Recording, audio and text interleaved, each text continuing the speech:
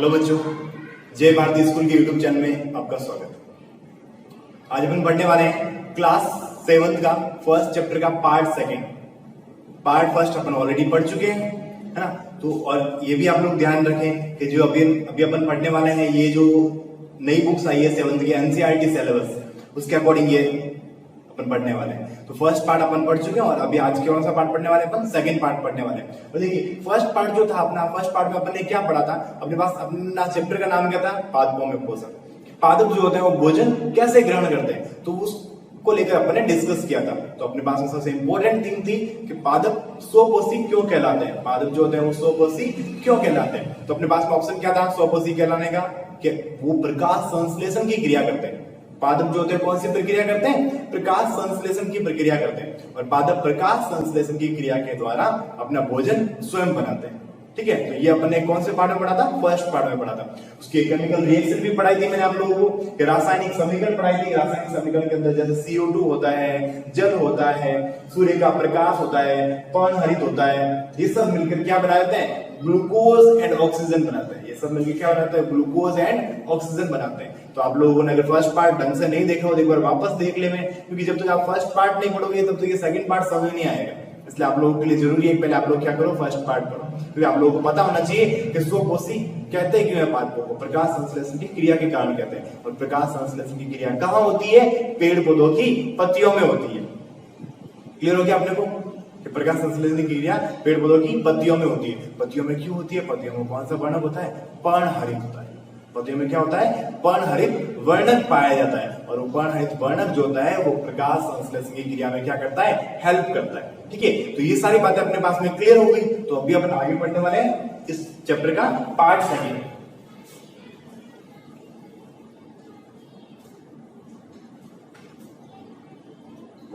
Chapter का नाम क्या अपने पास में? पादपों में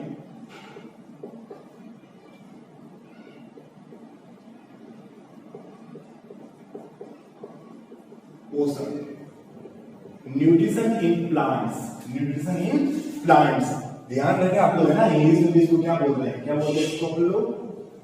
न्यूट्रिशन इन प्लांट्स।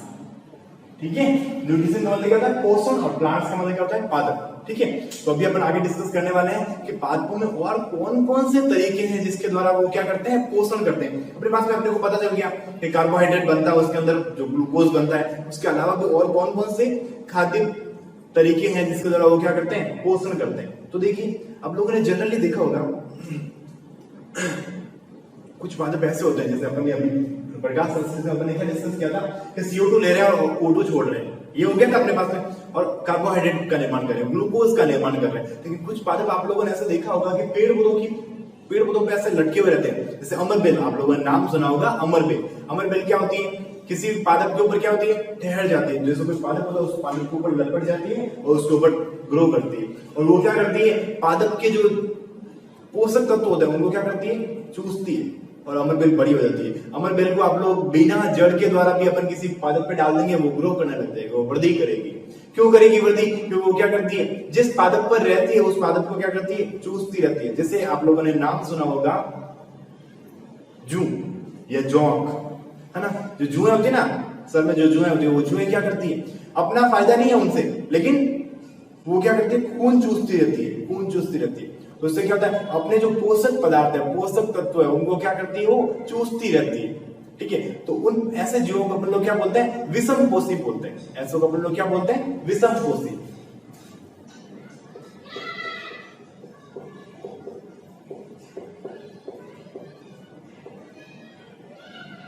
ठीक है, ऐसे को अपन लोग क्या बोलेंगे? विषमपोषी बोलेंगे। और विषमपोषी क्या होते हैं? जो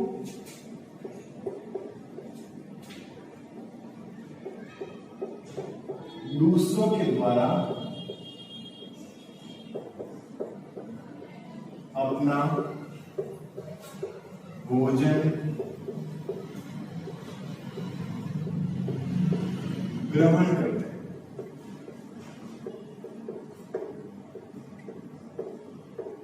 अपन लोग क्या बोलते हैं? विषमपोषी बोलते हैं। और विषमपोषी में देखो, एक तो होता है परपोषी और एक होता है परजीवी।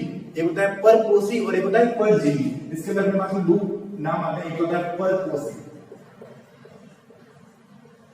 और एक आता है परजीवी।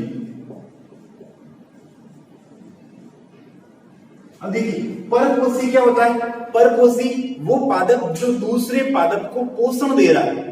परपोषी कौन सा पादप कहलाएगा, वो पादप जो दूसरे पादप को क्या दे रहा है, पोषण दे रहा है। जैसे एक जनरली एग्जांपल देख लो आप, जैसे मान लो मैंने ले लिया नीम, मैंने क्या लिया नीम, और मैंने एक ले लिया अमरबेल, ठीक है। तो अमरबेल किसके ऊपर लिपट गई, नीम के ऊपर लिपट गई, ठीक है। तो नीम क्या हो गया यहाँ पर, परपोषी हो गया।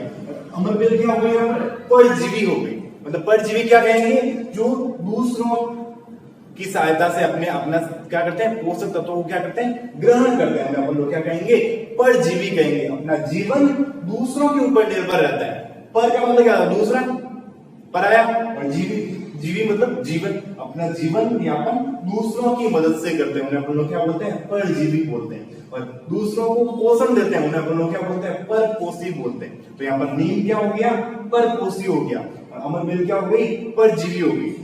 तो ऐसे बहुत सारे जीव होते हैं जिसको अपन लोग किसमें लेते हैं, परजीवी में लेते हैं। जैसे आप लोग ये एग्जांपल देख सकते हैं, पर तो पादप रहे हैं, आप लोग ध्यान रखें, जू होती है वो भी परजीवी होती है, जौं होती है वो भी परजीवी होती है।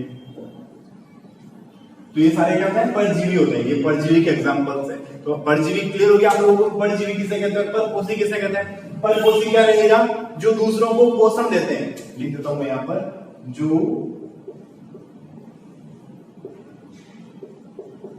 दूसरों को पोषण देते हैं, ठीक है। और परजीवी क्या होते हैं, जो दूसरों पर निर्भर रहते हैं,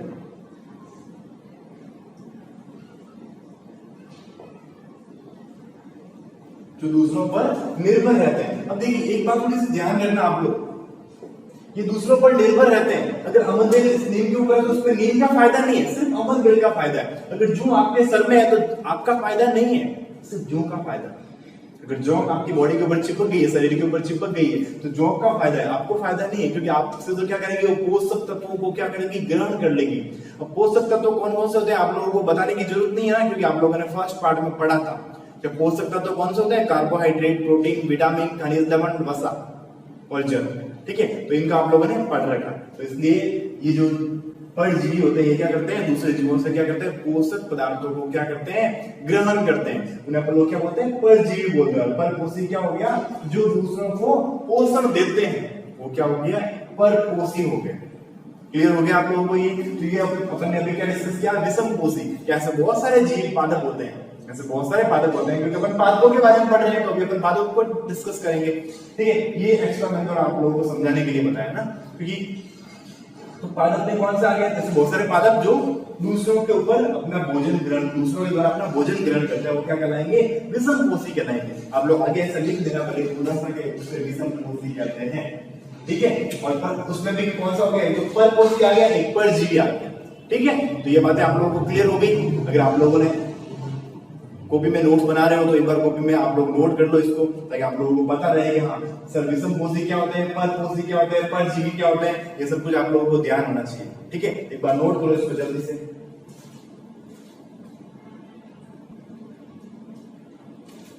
हो गया आप लोगों का ये। अब देखो, अब इसके अलावा एक और होता है, जैसे बता देता हूं आपको, यही मैं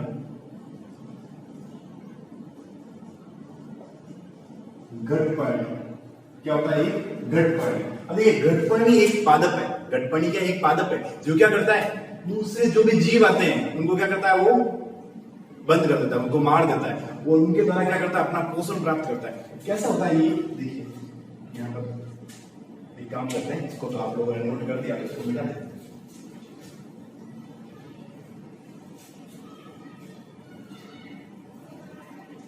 देखिए इस टाइप का होता है वो घटपर्णी, जैसे ये ब्रांच होती है उसकी,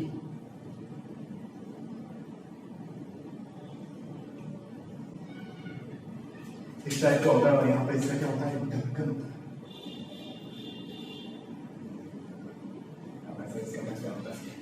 और इसके अंदर क्या होते हैं, बहुत ऐसे हेयर होते हैं, रोम होते हैं।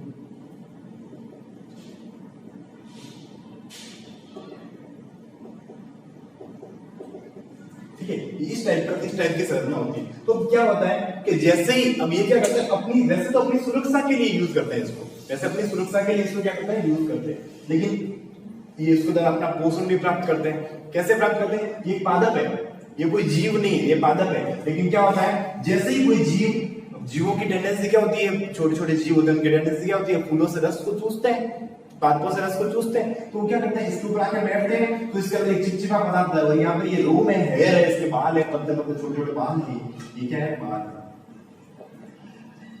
ठीक है, ये इसका ढक्कन है। अब देखिए ये बने किससे होते हैं, ये उसकी जो पेड़ की पत्तियां होती है उसी से ऐसे बने होते हैं, ढक्कन ऐसे सब कुछ ये उसकी पत्तियों से ही बने होते हैं। अब जैसे ही इसके अंदर कोई जीव जाता है, तो बालों के द्वारा क्या होता है, एक चिपचिपा पदार्थ निकलता है, बालों के द्वारा एक चिपचिपा पदार्थ निकलता है, चिपचिपा पदार्थ निकलता है, तो उसमें वो क्या होता है, चिपक जाता है, और ये ढक्कन ऊपर से क्या होता है, बंद हो जाता है, ऊपर से ढक्कन क्या होता है, ऐसे बंद हो जाता है, और वो जो जीव है वो दम घुट के वहीं पे मर जाता है। और ये जो पादप है वो क्या करता है, उसका भक्षण कर लेता है, उसको क्या करता है, वहीं पर खत्म कर देता है, और उसके द्वारा क्या करता है, पोषण प्राप्त करता है। तो बहुत सारे ऐसे पादप भी होते हैं जो क्या करते हैं, छोटे छोटे जीवों को क्या करता है, नुकसान पहुंचाते हैं। और कुछ में ऐसे कांटे भी होते हैं, कुछ में ऐसे रोम होते हैं, वो क्या करते हैं, नुकसान पहुंचाएंगे, तो उसके द्वारा वो जीव जो होता है उसके अंदर एकदम घुट के क्या हो जाता है, मर जाता है। तो ऐसे पादपों का मतलब क्या नाम है उसका, गड्डपर्णी। देखिए एक दो पादप और है उनका नाम से, एक है विनस फ्लाई ट्रैप, एक और नाम है आप लोग याद रखें, सैंड्यू गड्डपर्णी।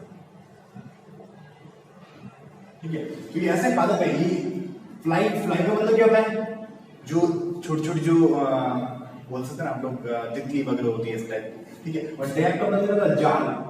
ठीक है, तो ये एक पादप का नाम है, विनस फ्लाई ट्रैप और सैंड्यू गड्डपर्णी, ये सब क्या है, पादपों के नाम है। तो पादप क्या करते हैं, ऐसे जो सूक्ष्म जो छोटे छोटे जीव होते हैं, उन जीवों को क्या करते हैं, भक्षण कर लेते हैं, उन जीवों को खा जाते हैं। ठीक है, तो ये इस टाइप के ऐसे पादप होते हैं, अपन लोग किसकी श्रेणी में लेते हैं, विषमपोषी की श्रेणी में लेते हैं, उनको अपन किसकी श्रेणी में लेंगे, विषमपोषी की श्रेणी में लेंगे। ठीक है, तो पादप ऐसे भी होते हैं जो स्वपोषी पादप होते हैं। अपन ने क्या पढ़ा, मैक्सिमम पादप कैसे होते हैं, स्वपोषी होते हैं, लेकिन कुछ पादप अलग भी होते हैं, कुछ पादप अलग होते हैं। अब इनके अंदर ये इस तरीके से वो क्या करते हैं, पोषण प्राप्त करते हैं, इस तरीके से वो क्या करते हैं, पोषण प्राप्त करते हैं। ठीक है, तो ये बात आप लोगों को क्लियर हो गई। क्या विषमपोषी क्या होता है, परपोषी क्या होता है, परजीवी क्या होता है, और गड्डपर्णी क्या होता है। ठीक है, गड्डपर्णी जो होता है ये अजीब टाइप का पौधा होता है ना, समझ गए ना आप लोग ये कि हाँ, ये जैसे इसके अंदर कोई जीव जाता है, ये क्या करता है, ढक्कन बंद हो जाता है, और इस बालों के द्वारा वो जीव इसके अंदर उलझ जाता है। ट्रैप का मतलब है, तो नाम भी देगा, नाम क्या देगा, ट्रैप का मतलब क्या था, जाल। ट्रैप का मतलब क्या था, जाल। ठीक है, तो जाल के अंदर ये फंस जाता है और वो वहीं पे क्या होता है, मर जाता है। ठीक है, अब अपन आगे बढ़ने वाले हैं मृत जीव। ठीक है बेटा, तो इसको आप लोग साथ साथ उसको वीडियो को पॉज करके नोट कर लेना ना, तो आगे अपन पढ़ेंगे मृत जीव।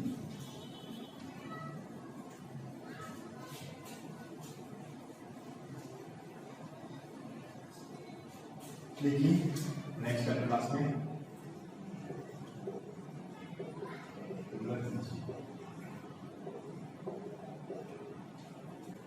देखिए मृत जीवी क्या होते हैं, नाम से पता चल जाता है कि अपना जीवन यापन मृत जीवों से करते हैं। अपना जीवन यापन वे पादप, इसकी परिभाषा लिखता हूं मैं, वे पादप जो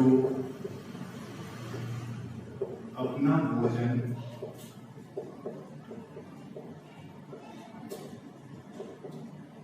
मृत जीवों तथा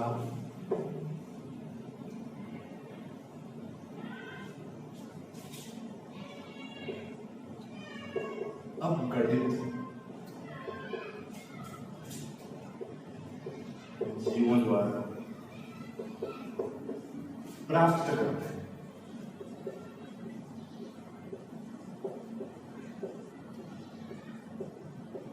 ठीक है, क्लियर हो गया। वे पादप जो अपना भोजन मृत जीवों तथा अपघटित जीवों द्वारा प्राप्त करते हैं, उन्हें अपन लोग किसकी श्रेणी में लेते हैं, मृत जीवी की श्रेणी में लेते हैं। उनको अपन किसकी श्रेणी में लेंगे? मृत जीवी की श्रेणी में लेंगे। अब आप लोग कहोगे सर ऐसे कौन से होते हैं जो मृत जीवी होते हैं, ऐसे कौन से पादप होते हैं जो मृत जीवी होते हैं? कभी घर पे एक्सपेरिमेंट करना, ट्राई करना।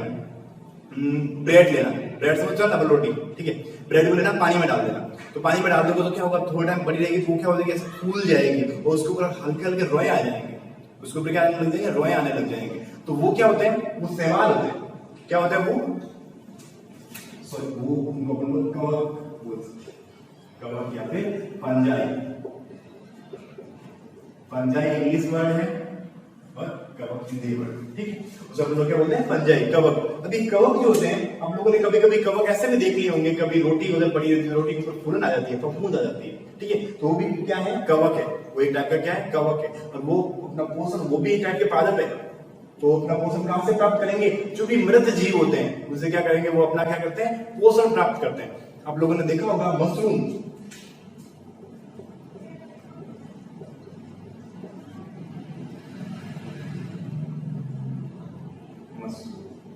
है ना, मशरूम जो व्हाइट कलर की ऐसी होती है, थोड़ी सी महंगी आती है, इस टाइप के पौधे होते हैं, छोटे छोटे होते हैं, ठीक है, और बहुत महंगी सब्जी होती है, सब्जी बनती है, बहुत महंगी सब्जी बनती है इसकी, है। तो ये मशरूम जो होते हैं मैक्सिमम क्या होते हैं, कैसी जगह पे उगते हैं? ये तालाबों के आसपास, है ना, बारिश के टाइम में ज्यादा उगते हैं, क्योंकि जब नमी ज्यादा होती है तब ये मशरूम उगते हैं, ठीक है। अब अपन कहेंगे सर मशरूम भी तो एक पादप है, लेकिन उसमें प्रकाश संश्लेषण कैसा होता है? उसमें तो वो हरा होता ही नहीं, व्हाइट कलर का होता है, तो ये इसमें आते हैं? मृत जीवी पादपों में आते हैं। तो जो आसपास में जो मृत जीवी अवशेष होते हैं उनसे क्या करते हैं? पोषण प्राप्त करते हैं। उनसे क्या करते हैं? ये पोषण प्राप्त करते हैं, ठीक है। ये कवक है, ये मशरूम है, उनसे क्या करते हैं? पोषण प्राप्त करते हैं और उनसे अपना भोजन ग्रहण कर लेते हैं, ठीक है। तो ये बातें क्लियर होगी आप लोगों को? ये मृत जीवी क्या, मृत जीवी अपने अपन इनको क्यों क्यों काउंट करते हैं? देखिए कुछ ऐसे होते हैं, ये मृत जीवी के साथ में कुछ ऐसे होते हैं सहजीवी संबंध। एक होता है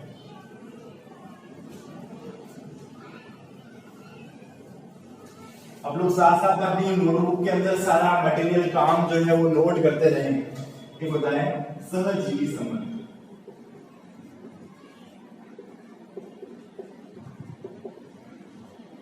देखिए नाम में क्या छुपा है? सहजीवी, मतलब जीवन यापन करते हैं, लेकिन कैसे करते हैं? साथ में करते हैं, साथ में जीवन यापन करते हैं, उन्हें अपन लोग क्या बोलते हैं? सहजीवी संबंध बोलते हैं। तो इसमें क्या होता है? दो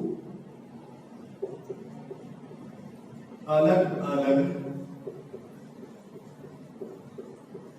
प्रजातियां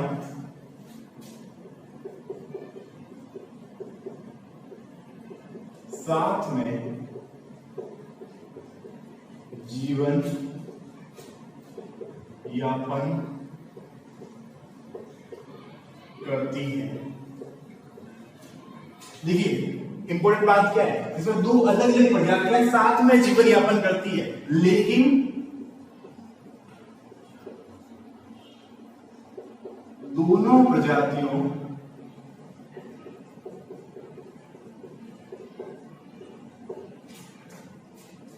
का फायदा होता है। समझ गए बात? अपन ने जैसे अपन बोला था कि सर जो जूं होती है वो तो इंसानों के ऊपर रहती है, तो उसमें दो प्रजातियां साथ में रह रही है ना, लेकिन उसमें क्या होता है? उसमें ओनली जूं को फायदा हो रहा है, अपने को फायदा नहीं हो रहा। अपने पास नहीं लग रहा सर मजा आ गया सर, बहुत सारे जूं हैं मेरे ऊपर, तो वो अपने को खुशी नहीं होती है ना, तो जूं को फायदा हो रहा है। लेकिन इसमें सहजीवी संबंध में क्या होता है? दो अलग अलग प्रजातियां साथ में जीवन यापन करती है, लेकिन दोनों प्रजातियों का फायदा होता है। दो अलग अलग प्रजातियां तो दोनों प्रजातियों का फायदा होता है। इसका एक बेस्ट एग्जांपल है आप लोगों के सामने, इसका एग्जांपल देखिए, लाइकेन। एग्जांपल क्या है? लाइकेन। लाइकेन के अंदर क्या होते हैं? दो होते हैं, एक तो होता है कवक और एक होता है शैवाल, ठीक है। जैसे इंग्लिश में बोलते हैं फंजाई, वन्य बोलते हैं एल्गी। हाँ अब देखिए ये दोनों कैसे क्या काम करते हैं? ये कवक जो होते हैं वो रहने की जगह देते हैं। कवक जो होते हैं वो क्या करते हैं? उसको रहने की जगह देते हैं, मतलब आवाज देते हैं। आवाज प्रदान कौन करता है? कवक करता है। फंजाई ये शैवाल जो होता है वो शैवाल क्या करते हैं? पोषण देते हैं उसको, शैवाल क्या करते हैं, पोषण देते हैं, क्योंकि शैवाल के अंदर पर्णहरित होता है, पर्णहरित होता है। और पोषण कौन सी विधि के द्वारा कर रहे हैं, पर्णहरित है तो कौन सी विधि हो गई, प्रकाश संश्लेषण। प्रकाश संश्लेषण की विधि द्वारा ये क्या करते हैं, पोषण देते हैं। तो मतलब क्या हो गया, ये तो रहने की जगह दे दी इसने, और इसने क्या कर दिया, भोजन दे दिया। और अपने को क्या चाहिए, अपने को क्या चाहिए होता है, रहने के लिए घर चाहिए होता है, खाना चाहिए होता है। अगर आपके पास में रहने के लिए घर भी और रेगुलर खाना भी आता तो बाहर जाने की जरूरत का है ना। तो ये इसके पास में क्या हो गया, कवक में तो आवास दे दिया, रहने की जगह दे दी, और इसने क्या कर दिया, भोजन दे दिया। तो इस इमेज में क्या होता है, दोनों एक दूसरे का, दोनों का फायदा होता है, दोनों वहीं पे रहते हैं, काम हो गया। तो ऐसे जीवों को हम लोग क्या बोलते हैं, लाइकेन। लाइकेन क्या है, इसका बेटर एग्जांपल, लाइकेन के अंदर क्या आते हैं, कवक और शैवाल दोनों आते हैं। इन दोनों में क्या होता है, एक सहजीवी संबंध होता है। कौन सा संबंध होता है, सहजीवी संबंध होता है। ठीक है, इसमें दोनों प्रजातियों का फायदा होता है, दोनों प्रजातियां साथ साथ रहती है और दोनों प्रजातियों का फायदा होता है। उसे अपन लोग क्या बोलते हैं, सहजीवी संबंध बोलते हैं। क्लियर हो गया आप लोगों को ये, ठीक है। एग्जांपल क्या लेके समझाया अपना, लाइकेन। आप लोगों को याद रखना, आप लोग बड़ी क्लास में जाओगे तो भी आप लोगों को याद रखना है कि हाँ लाइकेन होते क्या है। लाइकेन क्या होते हैं, कवक और शैवालों के सहजीवी संबंध से बने होते हैं लाइकेन। ठीक है, उसमें कवक क्या करते हैं, आवास देता है, और शैवाल क्या करता है, पोषण प्रदान करता है। क्लियर हो गया आप लोगों को ये बातें। देखिए याद रखनी पड़ेगी, छोटी छोटी बातें याद रखनी पड़ेगी, समझना भी पड़ेगा तो थोड़ी बातें आप लोगों को याद भी रखनी पड़ेगी। ठीक है, तो आप लोग अभी इसको नोट कर लो, ताकि मैं आप लोगों को थोड़ा सा चैप्टर बचा हुआ है तो उसको अभी के अभी कंप्लीट कर देते हैं। ठीक है, जल्दी से नोट कर लो आप लोग इसे।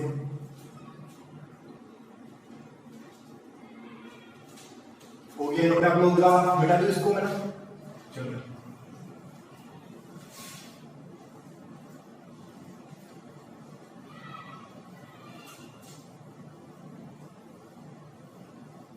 अभी अपन पढ़ते हैं कि सर आपने ये सब कुछ तो पढ़ा दिया, आपने कहा कि मिट्टी से जो पोषक तत्व तो खनिज लवण ग्रहण करते हैं, तो इस मिट्टी के अंदर जो ये मृदा के अंदर पोषक तत्व तो आते कहां से। तो अपने पास में नेक्स्ट टॉपिक क्या है कि मृदा में पोषक तत्वों की पूर्ति किस प्रकार होती है। अपन क्या लिखते हैं, मृदा में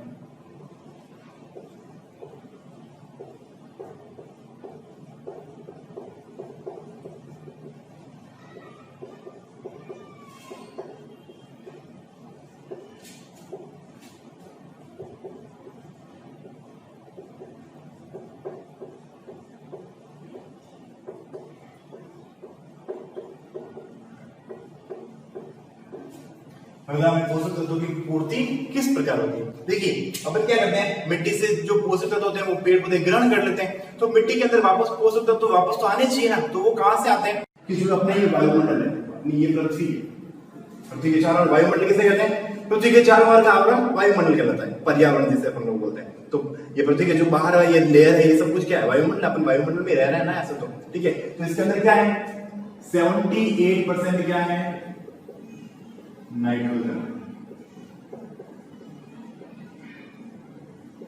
78% क्या हो गई, नाइट्रोजन हो गई। ये आप लोग ऐसे ग्राफ बना सकते हो, देखना।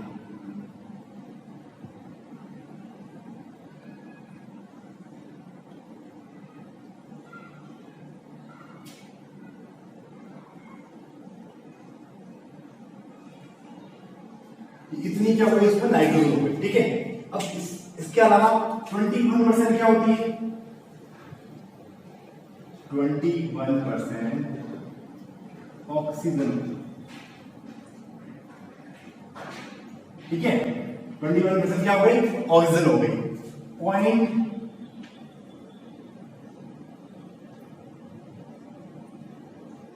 0.03% क्या होती है, CO2 कार्बन डाइऑक्साइड होती है। और बाकी जो 0.97 जो बचती है वो अन्य गैसें होती है, ठीक है। तो इस तरीके का होता है ना। तो ये अपने वायुमंडल के अंदर 78% सबसे ज्यादा कौन सी गैस पाई जाती है, 78% नाइट्रोजन पाई जाती है, ठीक है। तो ये पेड़ पौधे क्या करते हैं, नाइट्रोजन को तो लेते नहीं है। अपन तो बोलते हैं सर आपने तो बोला पेड़ पौधे तो कार्बन डाइऑक्साइड को लेते हैं, कार्बन डाइऑक्साइड इतनी कम होती है, तो नाइट्रोजन को तो पेड़ पौधे लेते नहीं है। तो लेकिन कुछ ऐसे पादप होते हैं, कुछ ऐसे पादप होते हैं, उन पादपों के अंदर, उनके पादपों की जो जड़ें होती हैं, उन जड़ों के अंदर क्या होता है, जीवाणु होते हैं। उन पादपों की जड़ों के अंदर क्या होता है, पादप की जड़ों में उपस्थित जीवाणु, नाम क्या है उसका? राइजोबियम। राइजोबियम किसमें उपस्थित होता है? पादप की जड़ों में उपस्थित होता है। याद रखना है आप लोगों को, पादप की जड़ों में कौन सा जीवाणु उपस्थित होता है? राइजोबियम। वो सारे पादपों में नहीं होता है। किस किस पादपों में होता है? जैसे आप लोगों को मटर है, दालें हैं, दाल मतलब मूंग मोठ चना ये जो होते हैं उसमें, सेम है, तो इन पादपों के अंदर राइजोबियम क्या होता है? अधिक मात्रा में पाया जाता है। ठीक है, तो राइजोबियम पादप की जड़ों में उपस्थित जीवाणु होता है, राइजोबियम होता है। ये क्या काम करता है? राइजोबियम होता है यह नाइट्रोजन स्थिरीकरण की प्रक्रिया द्वारा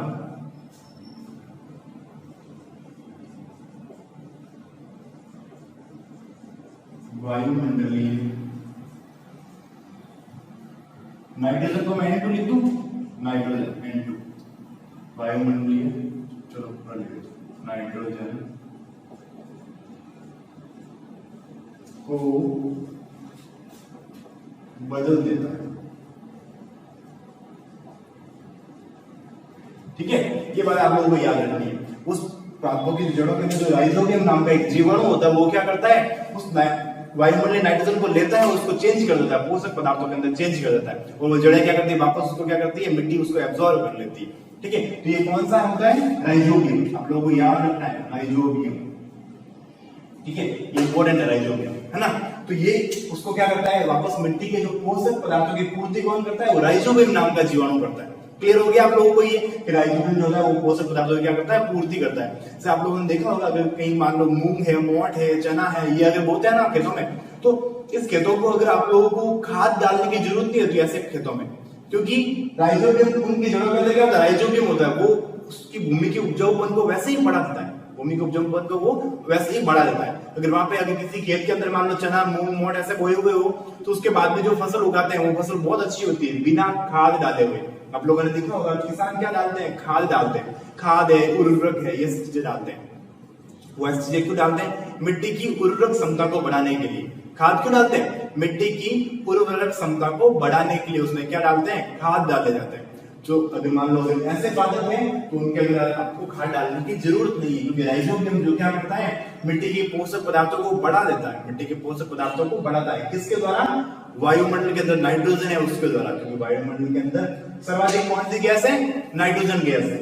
सर्वाधिक कौन सी गैस है? नाइट्रोजन गैस है। ठीक है, तो ये आप लोगों की कोर्स का जो फर्स्ट पार्ट था वो क्या हो गया? अभी कंप्लीट हो गया। ठीक है, तो अगर आप लोगों को डाउट लगे तो आप लोग आके डिस्कस कर सकते हो, आप लोग बता सकते हो कि सर ये बात हमें नहीं समझ आई, या फिर आप लोग क्या करें? वीडियो को वापस देखें एक बार, ताकि आप लोगों को जल्दी से समझ में आ जाएगा, है ना? क्योंकि जब तक आप लोग नहीं समझोगे तब तक पढ़ाया हुआ क्या मतलब? क्योंकि आप लोगों को अच्छे से क्या करना पड़ेगा? समझना पड़ेगा। और कोई भी टॉपिक आप लोग पूछ सकते हो, सर ये नहीं समझ आया, मैं हम आपको वापस बताएंगे, है ना? तो ये अपने क्या हो गया? ये लास्ट पार्ट था वो भी अभी क्या हो गया है? कंप्लीट हो गया। तो आप लोग एक बार वापस ढंग से इस फर्स्ट और सेकंड पार्ट को देख लेना है, और उसके प्रॉपर्ली आप अपनी कॉपी के अंदर नोट बनाते हैं, है ना? ताकि आप लोगों को बाद में हेल्प रहेगी, जब स्कूल खुल जाएगी ना तब आपकी प्रॉब्लम हेल्प हो जाएगी। ठीक है बच्चों, ओके, थैंक यू, पढ़ते रहे, है ना?